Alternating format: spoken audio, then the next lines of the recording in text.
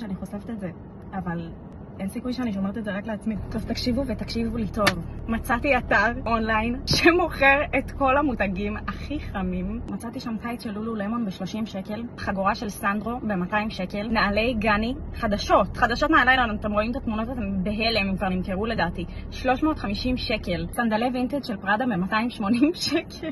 יש שם דירו קוקו ב-100 שקל, גוצ'י, איזבל מרן. הפריטים שם נמכרים במחירים זעומים. כל הקטע של האתר זה שפשוט אנשים פרטיים מוכרים דברים מהארון שלהם, ואז אנשים רוצים להיפטר לפעמים ומוכרים במחירים באמת דפוקים. יש שם גם תיקי יוקרה, אני פחות הולכת עם תיקי יוקרה, אבל מי שמחפשת תיקי יוקרה במחירים בלי תיווך, זה המקום. אני כל יומיים על האתר נכנסת מרפרשת, תראו מה קיבלתי עכשיו.